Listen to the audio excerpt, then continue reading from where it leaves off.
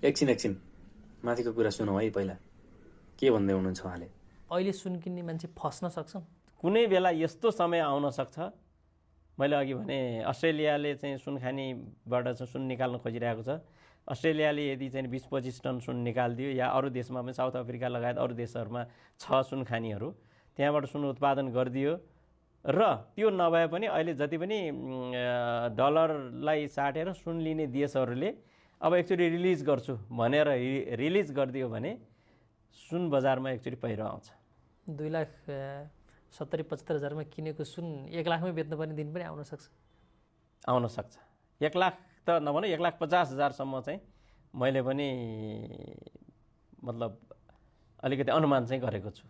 मैले कतै कतै हल्ला सुन्दैछु, मान्छेहरू सुनको मूल्य अझै बढ्छ भनेर सुन किन्दैछन्।